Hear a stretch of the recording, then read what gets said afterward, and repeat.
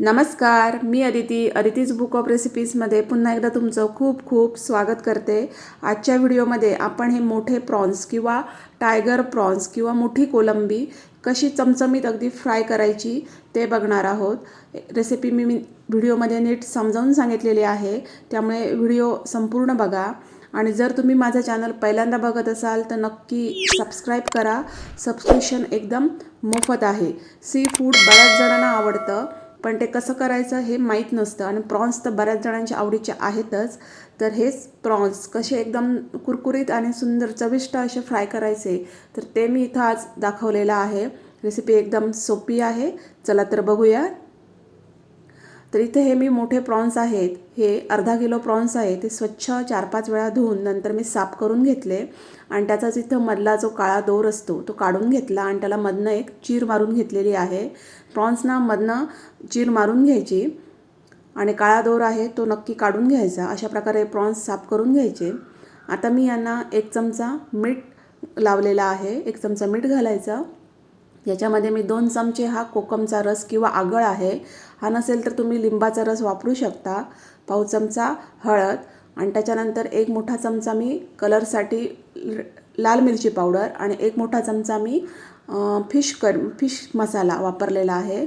1 चमचा मी आलं लसूणची पेस्ट आणि थोडीशी हिरवी कोथिंबीर इथं बारीक चिरून घातलेली आहे। आणि नंतर हे सगळं जे मिश्रण आहे, मसाले आहेत, तर त्या कोलंबीला मी व्यवस्थित मिक्स किंवा चोळून घेतलेले आहेत। हे बघा, छान असे सगळे मसाले हे कोलंबीला व्यवस्थित चोळून घ्यायचे। हे बघा मस्तपैकी असे, आणि ही झाकून 15 मिनिटासाठी मॅरिनेशनसाठी ठेवून द्यायची। 15 मिनिटं झालेली आहेत, सगळा मसाला कोलंबीला खूप छान लागलेला आहे। 15 मिनिटासाठी मॅरिनेशनसाठी ठेवणं फार आवश्यक आहे, तरच ही कोलंबी चविष्ट होते।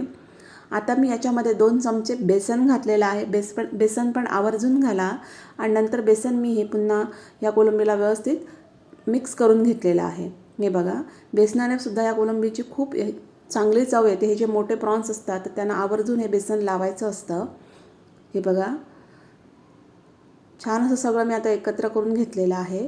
तवा गरम करून घेतलेला आहे आणि त्याच्यावर मी तेल घातलेलं आहे। तेल चांगलं तापून घ्यायचं। इथं मी हा रवा वापरलेला आहे, आपला जो रेग्युलर आपण शिरा करतो तो हा रवा आहे। रव्यामुळे हे जे प्रॉन्स असतात ते खूप क्रिस्पी आणि छान लागतात। तेल चांगलं तापून घ्यायचं आणि हे बघा, एक एक प्रॉन्स जो आहे तो रव्यामध्ये व्यवस्थित घोळवून घ्यायचा। आता गॅसची फ्लेम स्लो टू मीडियम ठेवायची आणि हे प्रॉन्स जे आहेत ते तव्यावर ठेवून घ्यायचे। याला जे मॅरिनेशन आहे ते फार महत्त्वाचं आहे, मॅरिनेशन देणं हे फार महत्त्वाचं आहे, तरच त्याला त्याच्यामध्ये जे मीठ आणि मसाले आहेत ते प्रॉन्सना खूप छान लागतात आणि चवीला प्रॉन्स हे खूप मग छान लागतात। त्यामुळे मॅरिनेशन अगदी आवर्जून करा। तर प्रत्येक प्रॉन्स असा मी रव्यामध्ये घोळवून या तव्यावर ठेवून घेतलेला आहे, तुम्ही बघू शकता। आणि चांगलं अगदी त्याच्या चारी बाजूने तेल सोडून घ्यायचं आणि मीडियम टू लो गॅस फ्लेमवर 1-2-3 मिनिटांसाठी एक बाजू भाजून घ्यायची आणि नंतर हे पलटी करून घ्यायचे। हे बघा, एक बाजू छान अशी भाजलेली आहे। प्रॉन्स हे मोठे आहेत प्रॉन्स, त्यामुळे भाजताना खूप घाई करायची नाही। तर मीडियम टू स्लो गॅस फ्लेमवर अगदी आरामात हे प्रॉन्स आहेत ते भाजून घ्यायचे। हे बघा, दुसरी बाजू पण तशीच अगदी छान अगदी करपूस रंग येईपर्यंत भाजून घ्यायची। तो आवश्यक वाटल्यास थोडंसं तेल सोडायचं। हे बघा, खूप दुसरी बाजू पण आता मस्तपैकी भाजून झालेली आहेत। एक मीडियम टू लो गॅस फ्लेमवर पूर्ण दोन्ही बाजूने भाजायला मला 5 ते 10 मिनिटं लागली। हे मोठे प्रॉन्स आहेत त्यामुळे अगदी थोडा वेळ लागतो। आणि हे बघा, दोन्ही बाजूने खूप सुंदर असे हे प्रॉन्स आता भाजून झालेले आहेत। खूप चवीला अप्रतिम लागतात। अशा प्रकारे एकदा रेसिपी ही ट्राय करून बघा। तुम्ही जे छोटे प्रॉन्स आहेत ते पण अशा प्रकारे भाजू शकता। खूप चविष्ट असे प्रॉन्स तयार होतात। तुम्ही नक्की एकदा ही रेसिपी ट्राय करून बघा।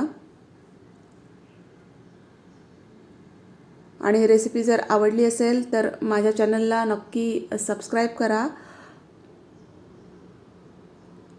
व्हिडिओला लाईक करा, शेअर करा, चॅनलला नक्की सबस्क्राईब करा।